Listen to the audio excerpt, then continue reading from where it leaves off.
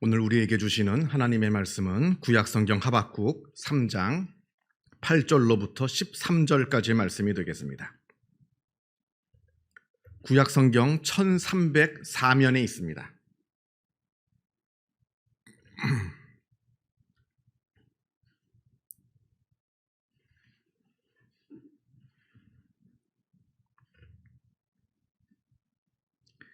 하박국 3장 8절로부터 13절까지의 말씀을 봉독합니다. 이 계시의 말씀을 봉독할 때에 살아계신 하나님의 음성을 다 함께 들으실 수 있기를 바랍니다. 여호와여, 주께서 말을 타시며 구원의 병거를 모시오니 강들을 분이 여기심이니이까, 강들을 노여워하심이니이까, 바다를 향하여 성내심이니이까. 주께서 활을 꺼내시고 화살을 바로 쏘셨나이다. 주께서 강들로 땅을 쪼개셨나이다. 산들이 주를 보고 흔들리며 창수가 넘치고 바다가 소리를 지르며 손을 높이 들었나이다. 날아가는 주의 화살의 빛과 번쩍이는 주의 창의 광채로 말미암아 해와 달이 그 처소에 멈추었나이다. 주께서 노를 바라사 땅을 두르셨으며 분을 내사 여러 나라를 밟으셨나이다. 주께서 주의 백성을 구원하시려고 기름 부은 자를 구원하시려고 나오사 악인의 집의 머리를 치시며 그 기초를 바닥까지 드러내셨나이다. 아멘.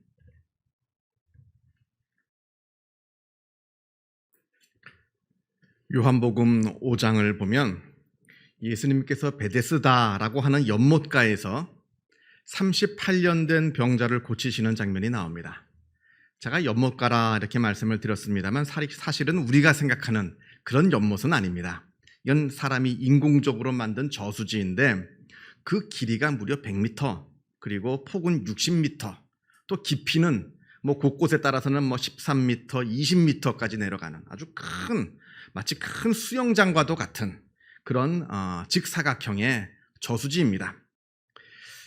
그런데 이 베데스다 주변에는 수많은 병자들이 누워 있었습니다. 그 이유는 그 베데스다 물이 간혹 움직일 때가 있다는 겁니다. 그 저수지 밑바닥에 보면 샘이 있는데 그 작은 샘에서 물이 올라오면 그 물이 살짝 진동하고 흔들려가지고 작은 파문이 일어납니다. 근데 사람들은 모르죠. 그 안을 들여다볼 수가 없으니까. 그냥 이유 없이 샘이 흔들리는 겁니다. 이 베데스다 물이. 그래서 사람들이 생각하기를 천사가 내려왔다는 겁니다. 하늘에서 천사가 내려와서 그 발끝이 그 물에 살짝 닿는 순간 작은 파문이 일어난다. 그리고 그 천사가 내려왔을 때 그 물에 제일 먼저 뛰어들어가는 사람의 그 병이 낫는다 하는 미신이 생기게 되었습니다. 여기에 무려 38년이나 된 병자가 나옵니다. 그리고 예수님께서 그 병자에게 다가오셔서 네가 낫고자 하느냐 물으시고는 일어나 내 자리를 들고 걸어가라 말씀하시면서 그 병자를 고쳐주시는 장면이 나옵니다. 그런데 여러분께서는 이 장면을 보시면서 이런 생각 한번 안 해보셨습니까? 왜 하필이면 그 38년 된 병자만 고쳐주셨는가? 왜 다른 병자들은 고쳐주시지 않으셨는가? 특별히 이 병자만 고침받아야 할 이유가 없습니다. 성경을 자세히 읽어보면 사실 이 사람의 믿음이 그렇게 좋았던 것도 아닙니다.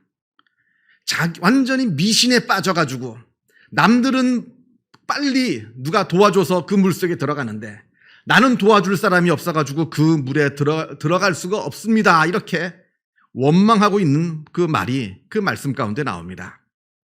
그리고 또 이 사람만 절박했던 것은 또 아닙니다. 물론 38년이나 되는 긴 시간 동안 투병 생활을 했으니까 나름 절박했겠습니다만 다른 환자들도, 거기에 있는 다른 환자들도 절박하기는 다 마찬가지였을 겁니다. 그런데 그 중에 딱 한 사람, 이 병자만 예수님께서 고쳐주셨는데, 그런데 우리가 이것을 보면서 이것을 과연 공정한 것이라 말할 수 있겠는가 하는 겁니다. 요즘 우리 사회의 화두가 공정 아니겠어요? 공정에서 벗어나면 큰일 납니다. 요즘에는. 만일 예수님께서 굳이 딱 한 명만 고쳐주셔야 했다라고 한다면 제 생각에는 그 물에 제일 먼저 뛰어들어간 사람, 그 사람을 고쳐주어야 되는 거 아닙니까? 왜냐하면 아무리 제일 먼저 들어갔다 하더라도 그건 미신이기 때문에 고침받지는 못했을 겁니다. 그 사람을 고쳐주어야 되는 거 아닙니까? 그 위험을 무릅쓰고 13m나 되는 그 깊이의 물에 그 위험을 무릅쓰고 뛰어들어간 사람이니까 만약에 고쳐주어야 한다면 그렇게 열심히 수고하고 노력해서 제일 먼저 그 물에 뛰어들어간 그 사람을 고쳐주어야 공정한 거 아니겠습니까? 그런데 왜 그 사람이 아니라 이 사람이냐 하는 거죠. 그리고 또 더 중요한 것은 아니 이왕 고쳐주실 거면 다 고쳐주시지. 거기 있는 사람 다 고쳐주시지 왜 한 사람만 고쳐주셨느냐 하는 겁니다. 거기에 수많은 병자들이 다 낫기를 기다리고 있는데 그냥 말씀만 하시면 되잖아요. 예수님은 여기 있는 병자들 모두 다 나을지어다 이 한 말씀만 하시면 다 낫고 이게 얼마나 또 멋있습니까? 성경이 기록할 때도 아주 보기도 좋을 겁니다. 뭐 돈이 드는 것도 아니고 예수님의 뭐 능력이 모자란 것도 아니고 그런데 왜 그 많은 사람들을 고쳐주시지 않으셨던 겁니까? 이래서 우리가 이러한 하나님을 보고 과연 하나님은 공정하신 분이다. 과연 하나님은 좋으신 하나님이시다. 말할 수 있겠느냐 하는 말입니다. 자, 우리가 여기서 몇 가지 생각해 보아야 할 문제들이 있습니다. 먼저는 기적이라고 하는 것. 그 기적이라고 하는 것은 구원의 예고편이지 구원 그 자체는 절대로 아니라는 겁니다. 성경을 보면 기적을 통해서 병 고침 받는 사람들의 이야기가 나옵니다. 심지어는 죽었다가 살아난 사람들의 이야기도 나옵니다. 그런데 그 사람들 다 지금 어디 있습니까? 지금도 어딘가에 살아있나요? 그때 고침받은 사람, 그때 죽었다가 살아난 사람, 이스라엘 어느 고을에 가면 그 사람이 아직도 살아있더라. 아닙니다. 다 죽었습니다. 어쩌면 죄송한 말씀입니다만 그 고침받은 그 동일한 병에 또 걸려서 그 삶을 마감했는지도 모릅니다. 여러분, 사람의 인생을 단 한 편의 이야기로 다 담을 수는 없는 겁니다. 인생은 이야기보다 깁니다. 병고침을 받아서 건강을 되찾았다 하더라도 결국에는 병들어 죽는 것이 우리 인생이라고 하는 것입니다. 그렇다면 성경에 나오는 그 기적은 다 소용없는 것인가? 그렇지는 않습니다. 앞에서 제가 말씀드린 것처럼 기적은 구원의 예고편입니다. 영원하고 완전한 구원, 그것을 하나님께서 우리에게 말씀해 주시기 위해서 시청각 자료로 우리에게 보여주시는 겁니다. 하나의 상징적인 사건으로. 그래서 성경은 기적을 표적이라고 말합니다. 표적, 하나의 상징입니다. 이 기적은 상징입니다.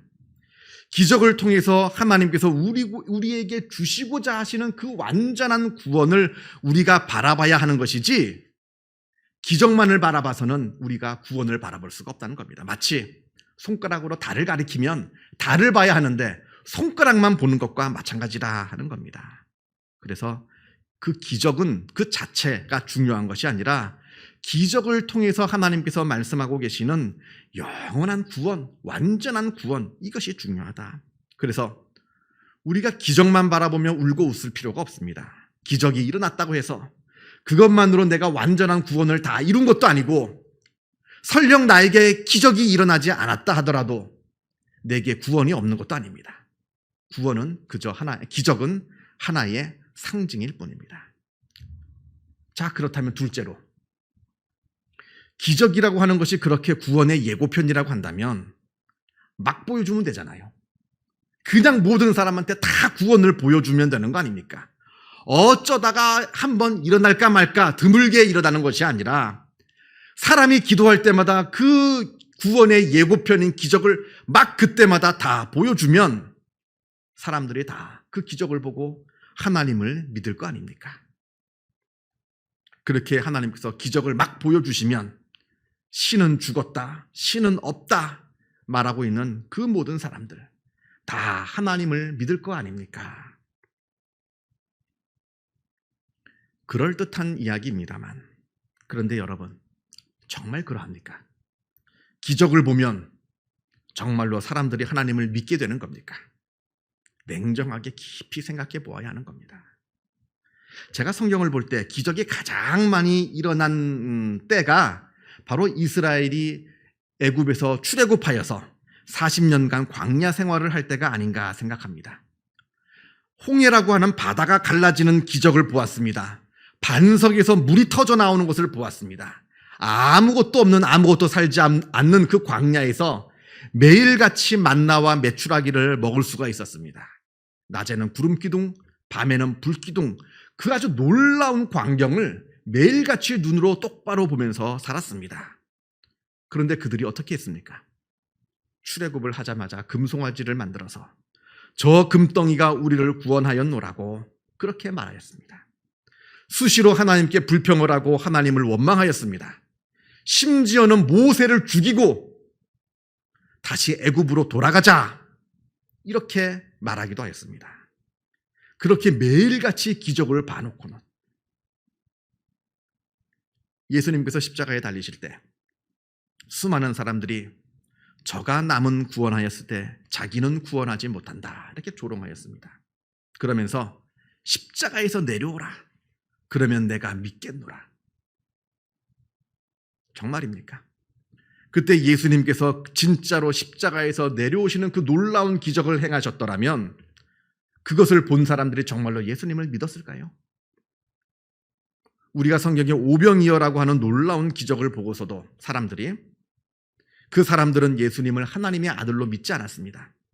오히려 예수님을 빵 만들어주는 임금으로 삼으려 했습니다. 말이 좋아 임금이지 빵 만드는 공장으로 삼으려 했다는 겁니다. 이게 바로 우리 인간의 모습입니다. 하나님께서 우리를 구원하시는 방법은 기적이 아닙니다. 십자가이지. 그 사람들이 싫어하는 그 십자가, 사람들이 피하려고 하는 그 십자가이지 기적이 아니라는 겁니다. 그래서 고린도전서에서 십자가의 도가 멸망하는 자들에게는 미련한 것이지만 구원을 받는 우리에게는 하나님의 능력이라 합니다. 십자가에 못 박힌 그리스도, 유대인들에게는 거리끼는 것이고 이방인들에게는 미련한 것이지만 오직 부르심을 받은 우리에게는 그것이 하나님의 능력이요 하나님의 지혜라 말씀합니다. 이게 바로 하나님의 구원 방법입니다. 사람들이 보기에는 좋아 보이지 않고 오히려 미련해 보이고 또 이해가 되지 않고 실망스러워 보입니다만 그 안에 우리를 구원하시는 하나님의 능력이 있는 것이고 그 안에 하나님의 놀라운 지혜가 있다라고 우리에게 말씀합니다. 오늘 본문을 보겠습니다. 하박국 선지자의 글을 보고 있는데 하박국 선지자는 하나님의 기적이 너무나 절실했던 위기의 시대를 살았던 그러한 선지자입니다. 신흥 강대국 바벨론이 이제 이스라엘 쪽으로 쳐들어온다 합니다. 이제 군사 준비를 하고 있습니다. 다른 선지자들이 말하기를 바벨론이 이스라엘로 쳐들어오는 것은 다 이스라엘의 죄 때문이라 이렇게 말합니다. 이스라엘이 하나님을 저버리고 우상을 섬겼고 이스라엘 안에 난잡한 죄악들이 넘쳐나고 그래서 하나님이 도무지 이스라엘을 봐줄 수가 없어서 그래서 바벨론을 보내셔서 이스라엘을 벌하신다라고 많은 선지자들이 이야기를 합니다. 좋습니다. 그렇다 칩시다. 이스라엘이 범죄했고 또 하나님을 버리고 우상을 섬겼고 또 각종 악행과 부도덕이 판을 치고 있다 칩시다. 그런데 왜 하필 바벨론입니까? 우리가 잘못한 것을 왜 바벨론이 벌 주느냐 하는 겁니다. 저들은 우리보다 더 나쁜 놈들인데 우리보다 우상을 더 많이 섬기고 있고 우리보다 더 잔인하고 우리보다 더 패역한 사람들인데 왜 저들이 우리를 벌 주느냐 이 말입니다. 하박국의 말은 하나님 이게 공정한 겁니까? 이게 맞는 겁니까? 지금 하박국이 하나님께 따져 묻습니다. 여러분들은 이런 경험 없으신가요? 이유를 알 수 없는 고난. 아니, 혹 내가 잘못해서 벌을 받는다 하더라도 그렇다 칩시다. 내가 잘못했다 칩시다. 그런데 내가 벌을 받아야 한다면 저 사람은 더 큰 벌을 받아야죠. 나보다 더 잘못하고 나보다 더 못되게 살고 있는 저 사람은 아무렇지도 않게 저렇게 잘 살고 있는데 그런데 왜 나만 이런 고난을 당해야만 하는 겁니까? 이게 용납이 됩니까, 여러분? 이해가 되십니까? 지금도 세상에서 일어나고 있는 수많은 비극들이 있습니다. 말로 어떻게 설명이 되지 않는 비극들. 지금 하나님은 도대체 어디서 뭘 하고 계시느냐? 물을 수밖에 없는 수많은 사건들을 보면서 우리도 하박국처럼 하나님 이것이 공정한 겁니까? 이것이 과연 하나님의 정의입니까? 묻게 되는 겁니다. 이러한 질문에 우리가 읽지는 않았습니다만 하박국 2장에서 하나님께서 답을 주십니다. 긴 하나님의 답입니다만 한마디로 요약하자면 하나님께서는 하나님의 방법으로 하나님의 구원을 이루어 가신다 말씀합니다. 네가 보기에는 말이 안 되는 것 같고 네가 보기에는 불공평한 것 같고 이해가 되지 않고 답답해 보여도 그러나 그 가운데 하나님께서 하나님의 구원을 하나님의 방법으로 이루어 가고 계신다 말씀합니다. 그러니 오직 의인은 그 믿음으로 말미암아 살리라. 아무리 현실이 이해가 되지 않고 이상해 보이고 답답해 보여도 끝까지 하나님을 신뢰하고 믿는 사람은 그 믿음으로 말미암아 살게 될 것이다. 오스트리아 정신과 의사인 빅터 프랭클이라고 하는 분이 계십니다. 이분은 나치 시절 그 참혹한 나치 수용소에서 생존한 인물로 아주 유명합니다. 이분이 쓴 죽음의 수용소에서라고 하는 책은 정말 제가 여러분에게 권합니다. 꼭 한번 여러분들 읽어보시기를 바랍니다. 죽음의 수용소라고 하는 죽음의 수용소에서라는 책입니다. 아무튼 이분은 나치 수용소에서 생존한 것으로 유명합니다만 사실 이분을 더 유명하게 만든 것은 이분이 갖고 있는 독창적인 정신과 치료 방법입니다. 이 사람은 정신과 의사니까요. 일명 로고테라피라고 하는 방법인데 쉽게 말하자면 우리가 의미와 이유를 알게 되면 고난을 이길 수 있다는 겁니다. 아무리 어렵고 아무리 힘든 고난과 고통이 있다 하더라도 그 고난과 고통을 내가 왜 당해야 하는지 그리고 내가 무엇 때문에 이 고통을 이겨내야 하는지 그 분명한 이유와 목표를 알게 되면 우리는 그 고난을 이겨낼 충분한 힘을 얻게 된다 말합니다. 예를 들면 어느 학생이 자기의 목표하는 바를 이루고자 밤잠을 설치며 공부합니다. 공부하는 거 쉽지 않죠. 세상에 공부하는 거 좋아하는 사람은 아무도 없습니다. 그러나 내가 목표하는 바를 이루기 위해서 그 목표를 내가 분명히 알기에 자기가 열심히 그 힘든 공부를 이루어 나가는 겁니다. 또 항암을 하는 병에서 암을 치료하고자 하는 사람들 힘든 항암을 해야 됩니다. 너무나 힘듭니다. 그러나 이것을 견뎌야 암을 이길 수 있다는 것을 잘 알기 때문에 견디고 열심히 치료를 받는 겁니다. 그렇게 우리가 분명한 이유와 목표를 알게 되면 우리는 고난을 이길 수 있는 힘을 얻게 된다. 그런데 문제는 도무지 이유를 알 수 없는, 의미를 알 수 없는 고난이 있다 하는 겁니다. 성경 안에는 욥의 고난이 그러하고요. 또 프랭클 박사가 나치 수용소에서 당한 그 고난도 마찬가지입니다. 도무지 이유를 알 수도 없고 그 이유가 설명될 수 없는 고난, 그걸 우리는 어떻게 이겨낼 수가 있겠는가? 이때 프랭클 박사는 초의미, 슈퍼미닝이라고 하는 개념을 사용하는데 그거는 의미를 뛰어넘는 또 무엇인가가 있다는 겁니다. 예를 들어서 어린 갓난아이들 성장 과정에 맞게 백신, 예방접종을 해야 합니다. 아프죠? 주사 맞는 게 아픕니다. 다 큰 사람 같으면 이유를 설명해 줍니다. 이걸 맞지 않으면 병에 걸리게 되고 이걸 맞지 않으면 건강을 잃게 되고 심지어는 목숨까지 잃게 된다. 그러니까 아프더라도 이 주사를 맞아야 한다. 설명을 할 수가 있겠습니다만 이 어린아이에게는 할 수도 없습니다. 또 한다 한들 알 수도 없죠. 그래서 어쨌든 주사를 맞춥니다. 맞추면 아이는 아파서 울죠. 웁니다. 너무나 아파서 너무나 서러워서 웁니다만 그때 그 어머니가 울고 있는 아이를 꼭 안아줍니다. 자상한 목소리로 그 아이를 달래줍니다. 그때 그 아이의 울음이 멈춥니다. 어머니의 품에서 위로를 얻어서 그 아픔을 이겨냅니다. 지금 당장 내가 당한 고난, 그 의미를 알 수 없습니다만 그러나 분명한 것은 어머니가 나를 사랑하고 계시다는 사실입니다. 꼭 말로 설명을 들어서가 아니라 온몸으로 느끼는 겁니다. 꼭 나를 안아주시고 자상한 목소리로 달래주시는 그 어머니의 품과 그 목소리를 들으면서 이 아이는 그것으로 충분한 위로를 얻고 그것으로 충분한 아픔을 이길 힘을 얻게 되는 겁니다. 이게 바로 이해할 수 없는 고난을 이기게 하는 놀라운 능력, 슈퍼미닝인 초의미라고 하는 겁니다. 하박국이 지금 이걸 말하고 있습니다. 지금 이스라엘이 처한 상황은 도무지 이해할 수 없습니다. 암담합니다. 그 잔인한 무서운 바벨론 군대가 쳐들어온다 합니다.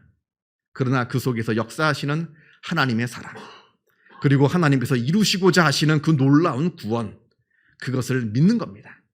비록 지금은 이해가 되지 않는다 하더라도, 비록 지금은 그 구원이 보이지 않는다 하더라도 그것을 믿는 겁니다. 그래서 8절에, 우리가 오늘 본문 8절에 지금 하나님께서 구원의 병거를 몰고 우리에게 오신다 합니다. 하나님이 지금 손 놓고 가만히 계시는 거 아니라는 겁니다. 하나님께서 우리를 구원하시고자 말을 타시고 병거를 모시고 바다를 가르시고 강물을 가르신다 합니다. 성경에서 큰 강과 바다는 죽음을 상징합니다. 죽음과 그 죽음의 세력, 더 크게 말하면 사탄, 그 모든 걸 말합니다. 하나님께서 우리를 구원하시고자 그 죽음과 죽음의 세력과 사탄 모두를 다 싸워 이기시고 계시다는 겁니다. 하나님께서 용감한 전사가 되셔서 가만히 손 놓고 있는 거 아닙니다. 도망가신 거 아닙니다. 13절, 하나님께서 하나님의 백성, 즉 기름 부음 받은 자를 구원하시려고 지금 오고 계신다 말씀합니다. 말하고 있습니다. 이걸 깨닫게 되니까 노래할 수가 있는 겁니다. 이걸 깨달으니까 찬양할 수가 있는 겁니다. 우리가 읽진 않았지만 17절 이하에 나오는 그 노래, 17절 이하부터 보면 비록 무화과 나무가 무성하지 못하며 포도나무에 열매가 없으며 감람나무에 소출이 없으며 밭에 먹을 것이 없으며 우리의 양이 없으며 외양간에 소가 없을지라도 나는 여호와로 말미암아 즐거워하며 나의 구원의 하나님으로 말미암아 기뻐하리로다. 비록 이해가 되지 않지만 지금도 하나님의 구원을 이루어 가시는 그 하나님을 내가 깨달았기에 현실이 암담함에도 하나님을 찬양한다 하는 겁니다. 여러분, 우리가 하나님의 구원을 다 이해할 수 없습니다.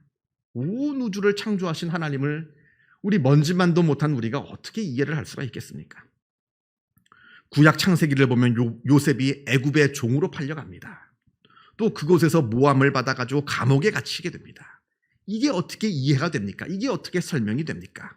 그러나 그 일로 말미암아 요셉이 총리가 되고 총리가 되어서 좋은 정책을 내놓아서 7년의 대기근 때 수많은 사람의 목숨을 살립니다. 이게 하나님의 구원의 방법입니다.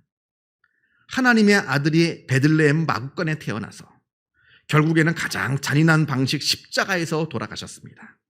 이 가장 비참한 삶과 비참한 죽음을 통해서 하나님의 놀라운 구원이 이루어지게 되었습니다. 이게 바로 하나님의 구원의 지혜이고 이것이 바로 하나님의 구원의 능력인 겁니다. 지금도 하나님께서 여러분들을 구원하시고자 하나님께서 말을 타시고 구원의 병거를 이끌고 우리에게 다가오고 계십니다. 비록 우리의 눈에는 그것이 보이지 않습니다. 비록 우리의 머리로는 이해가 되지 않습니다. 차라리 나 같으면 이렇게 하지 않고 저렇게 하겠다 말할 수 있을지 몰라도, 그러나 분명한 것은 하나님은 하나님의 방법으로 하나님의 구원을 이루어 가신다 하는 이 사실입니다. 이것을 믿는 자에게 하나님의 위로가 있는 것이고 또 이것을 믿는 자가 또한 살게 될 것이라 성경이 우리에게 말씀하고 있는 바입니다. 기도하겠습니다. 사랑과 은혜가 충만하신 하나님 아버지, 감사합니다. 나를 나보다 더 사랑하시고 나에게 한량없는 놀라운 은혜와 복을 허락하여 주심에 그 은혜에 감사를 드립니다. 그러나 물론 그 은혜와 그 복이 우리의 눈으로 볼 때는 때로는 이해가 되지 않고 때로는 그것이 납득이 되지 않는다 할지라도 그 가운데 하나님의 놀라운 은혜와 하나님의 놀라운 구원의 지혜와 능력이 있음을 우리가 바라볼 수 있게 하여 주옵소서.